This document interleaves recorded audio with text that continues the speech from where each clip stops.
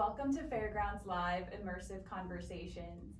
In this weekly series, we sit down with a Fairgrounds collaborator to chat about themselves, their work, and to give you an inside look at Fairgrounds St. Pete.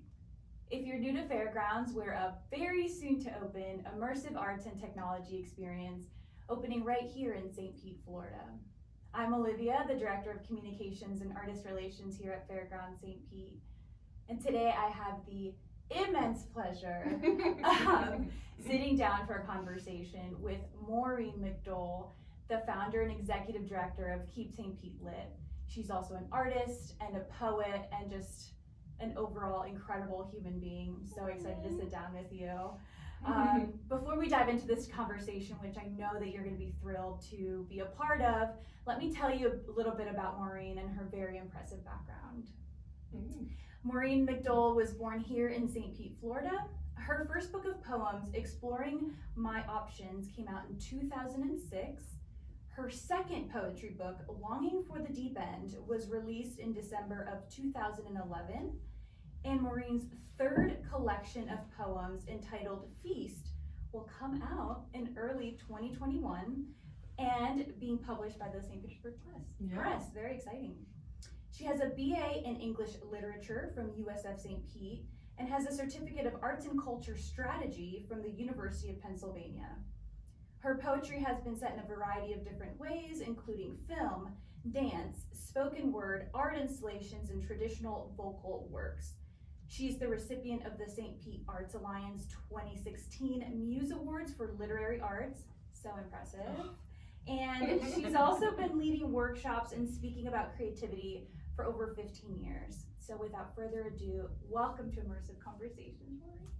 Wow, I sound so accomplished. Do you feel it?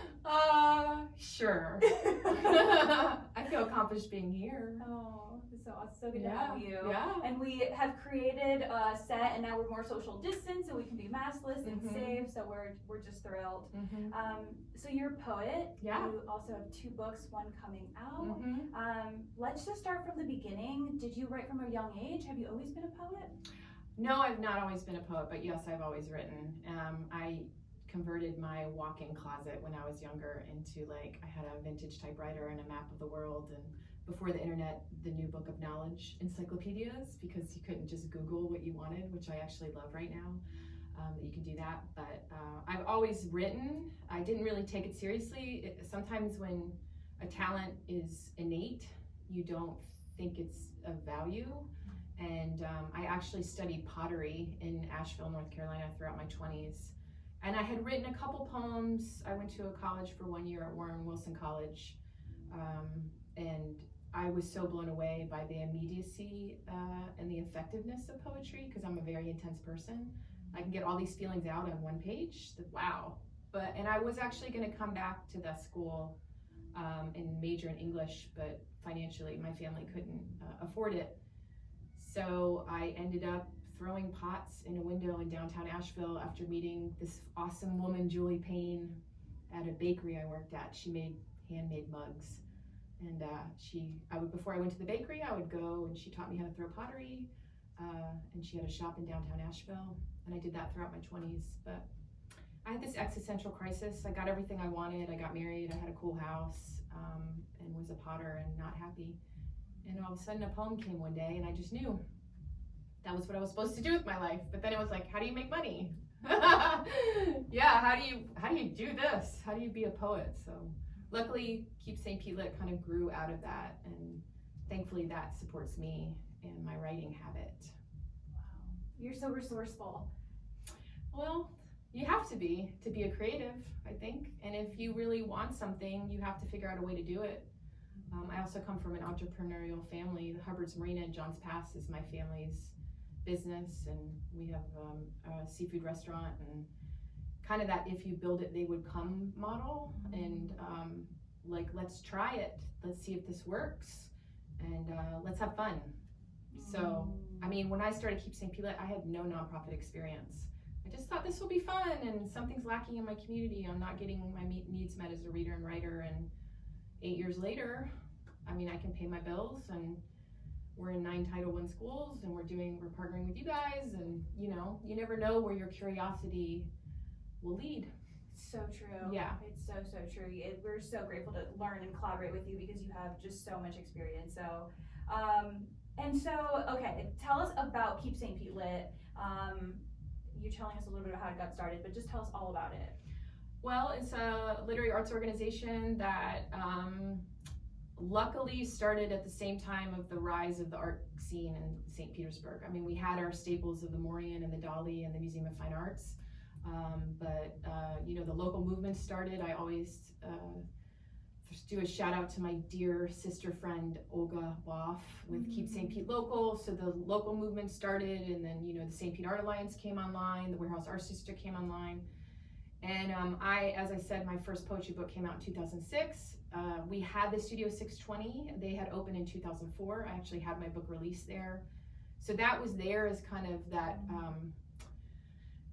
avant-garde underground kind of space, and then their venture compound was right across the street, which was very punk rock. So all these things it was in the air before all these condos were built. Because as I said, we didn't mention it, but I was born and raised here, and the only reason you came downtown St. Pete was to go to Club Detroit or Janet's Landing to see punk rock shows, and then you left, unless you're a skateboarder, but so Keep St. Pete Lit really just grew out of a curiosity of, wanting more for my community as a reader and writer. I didn't really fit into the academic writing world, poetry world, and I didn't really fit into the spoken word world, so I felt like something in the middle would fit for me. And then, as I said, I studied pottery, and I was married to a graphic designer previously. I love art, so it felt natural to merge the literary arts with the visual and the performing arts and dance and all these things, which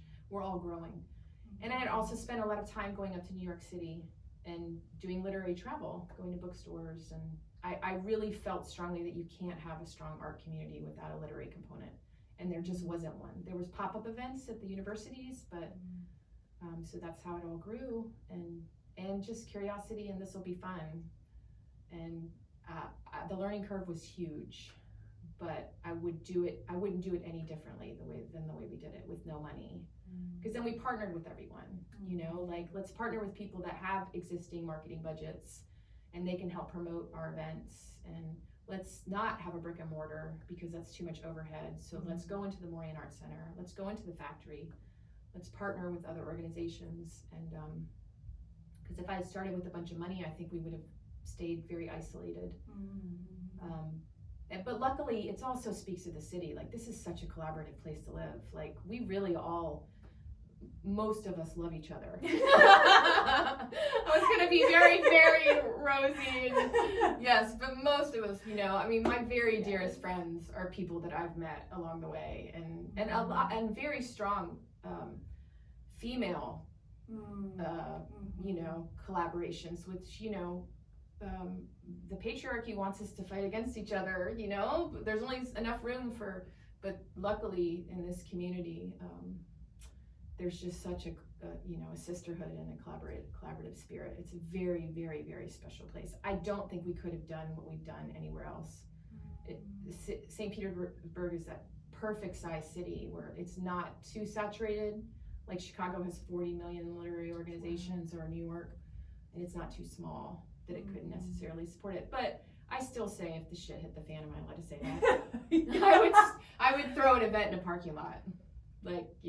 I have a speaker system now. I joke with Kara here at the factory. I'm like, well, if everything falls apart, I'll still throw a poetry event with my speaker system in a parking lot somewhere. And the soundtrack will be from my car.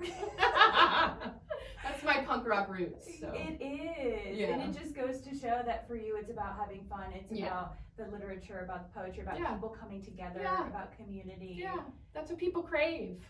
And they want innovation, I think, and they want authenticity. So if you can bring those two things to anything you do, people will experience something new. That's the innovative side, and then the authenticity will make them feel, welcomed. So true. Yeah. Yeah, that sense of connection and authenticity. And you mentioned it briefly, so you're at the factory now. Yeah, we're actually here right now. Our office is like 2 doors down from here. It's so cool. I love this space. Oh my god, and we love having you always like, hey girl. now you have an office, you have a home Yeah, base, yeah. you have a garden. I know. Kara Behar's like, we're gonna build you a garden. I'm like, okay. And they're like, oh my God, you built me a garden.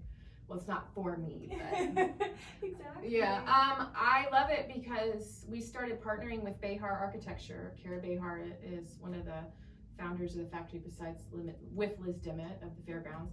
And we have Sunlit Literary Festival. It's been on hiatus due to COVID for the last 2 years, but Lisa Unger, who's a New York Times bestselling author, knows Kara and Jordan Behar and approached them about using the architecture space, which is like an art space. It's gorgeous, about doing her latest book release, part of Sunlit Festival. So I met them through that, and then they asked us to partner the next year, and then the next year, and the second year I'm like, well, what's your interest here? And Kara's like, well, I was an English major and Jordan was a poetry major, and that's how they met. So they gave us desk space, and then when the factory idea came around, it was just the whispers in the architecture firm, and then we've watched this grow into this. And Kara, pretty early on, she's also very innovative and authentic, and I was like, I will just follow wherever you go.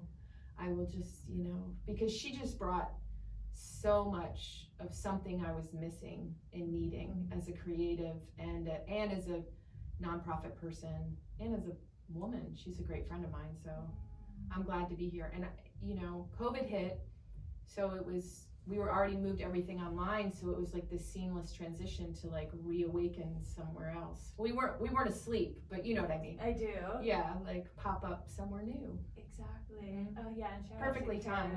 And Yeah. she's so wonderful. I'm so inspired by She's her. so I'm feisty too. I know. If we she's need watching that. this, yeah. I know. She better be watching. Yeah. We'll make her watch it. But yeah, like just that support and that that collaboration that is just so natural. Yeah. And has led us to collaborate. Yeah. So do you remember when you first heard about Fairgrounds St. Pete?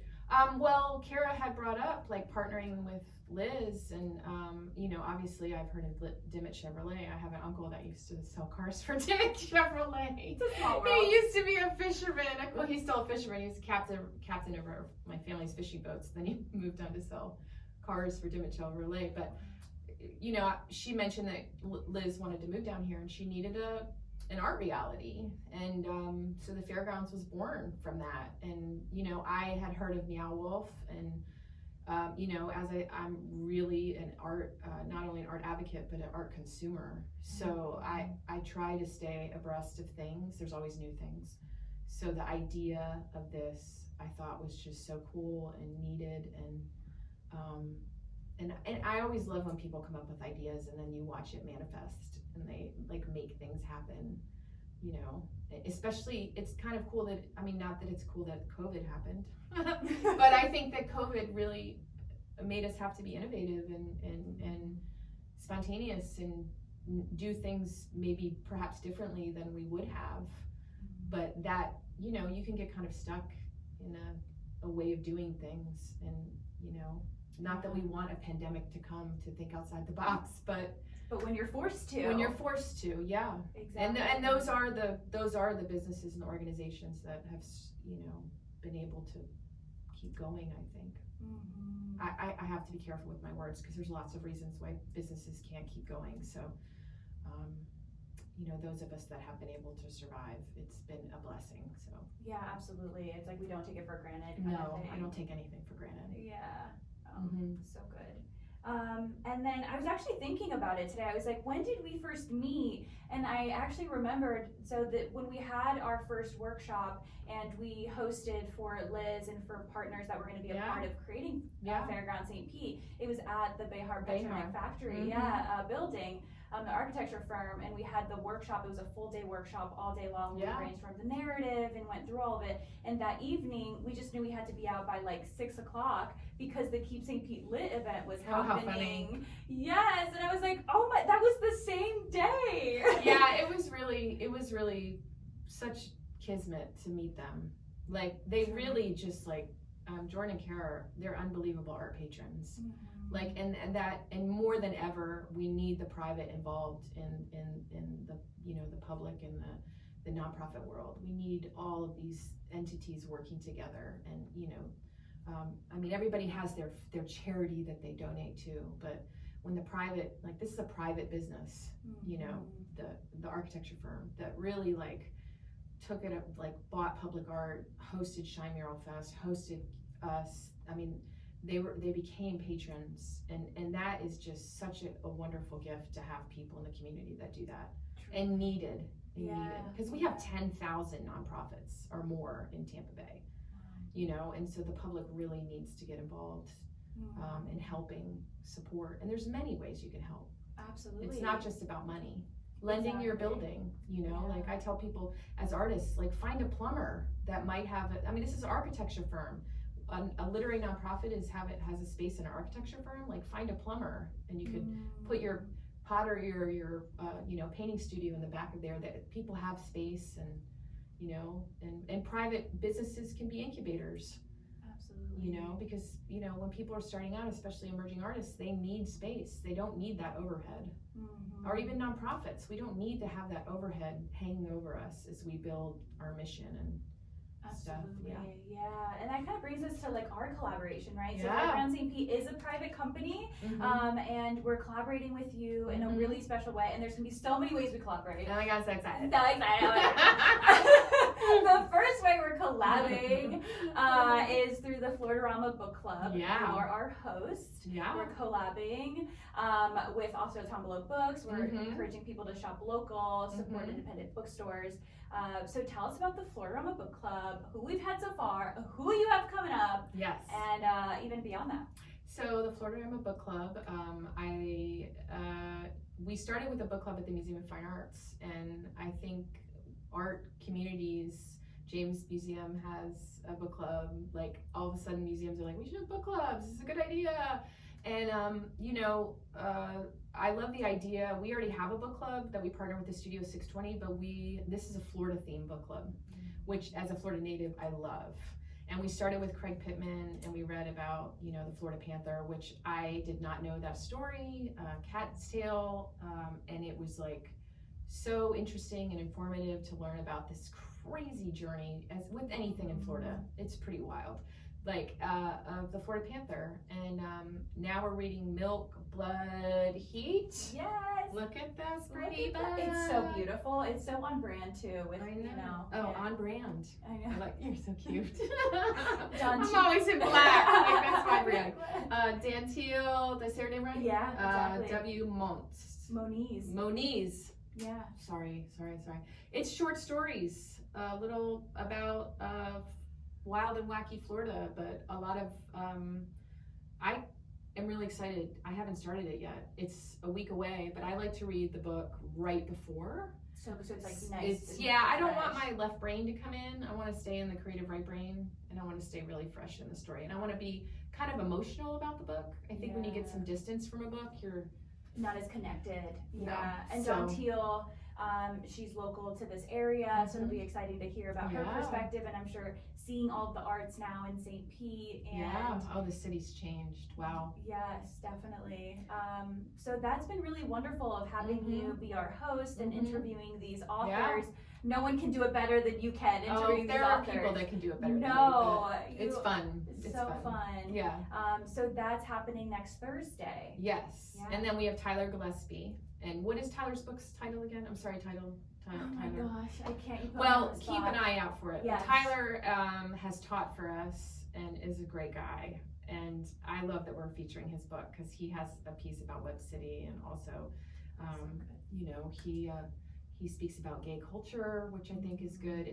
That's what's so great about reading, because I think that's what's good about reading across genres, because you really. I keep bringing the word innovative up, but you know, leaders coming forward in our very complex world need to be innovative, and reading across multiple genres really helps to do that. So I'm glad that you picked him.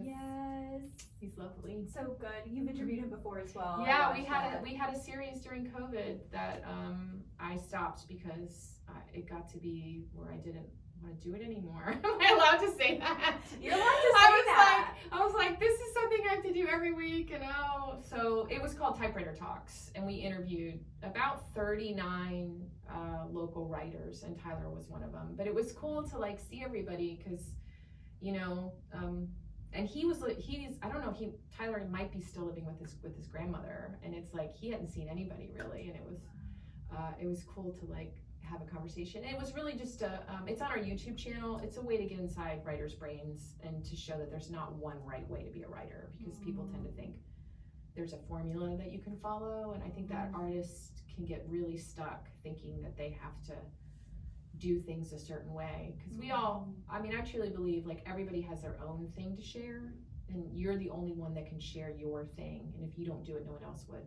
It's important to learn the techniques. Maybe some people have never even gone to art school. Yeah. You know, Yeah, I just so think true. you have to figure out what works for you. Yeah. I just went on a tangent. I don't know. No, what I was yeah, even no, and we're talking excited. about. So there's other programs that we've been brainstorming about collaborating with Keep St. Pete Lit, and one of those, you want to tell us about it? Yeah. Ekphrastic writing. Yeah, we started an event called the Fantastic Ekphrastic in 2015 that ran for 3 years in collaboration with Warehouse Arts District.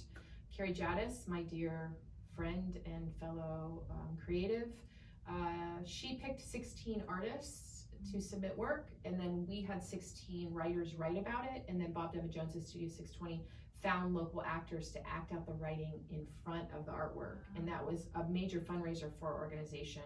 It helped kind of put us on the map, and they called it Art Prom because all of these creatives who had not necessarily mingled together were in the same room together, and so that really kind of started the idea of ekphrastic writing, which is writing about art.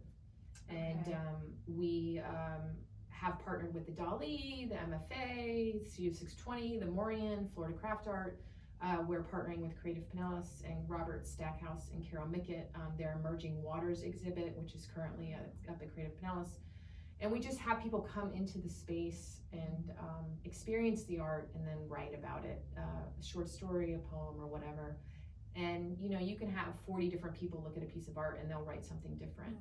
And it really, it crosses all genres, all different ages, races, everybody, because you're gonna really write whatever your interpretation of art is. And that's all it is to be an art, you know, an art lover, is to come in. And some people don't even know how to deal with art. Like they don't know how to digest it. They don't know, they feel like they need to be educated. They feel like they need to be of a certain social class. But it's really about what is your feeling and experience when you view a piece of art. And if we can bring somebody in and then see that they can write a story about it, then they go, oh, that's what it is. Love that. And they can hear other stories. Yeah, they're going to perform their work. And so we want to do that with the community, but also we're in 9 Title I schools with after school writing programs, elementary and middle schools.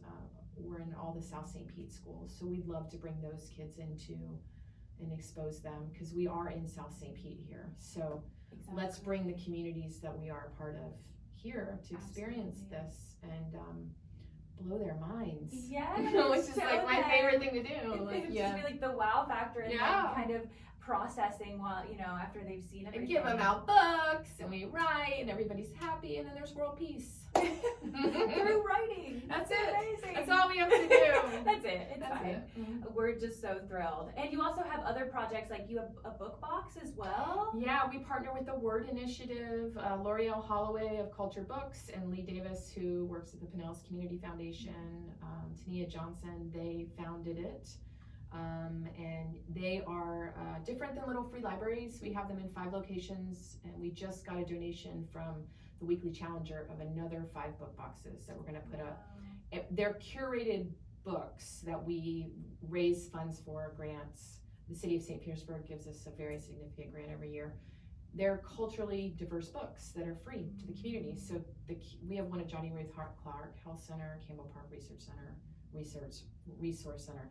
And the kids can just come and get the books. And what's great about them is, you know, we don't necessarily want donated books, because a lot of donated books come from predominantly affluent and they're white communities. And so what you're seeing is white protagonists on the books. So the kids are not seeing books that reflect them. So we want books not just showing, you know, it is predominantly African American children. We don't want to just show them overcoming racism. We want to show them doing art. We want to show them, you know, learning ballet. We have books about yoga. So we want to show like a wide variety of experiences that kids are having. And another thing is that they're usually going into homes with multiple kids.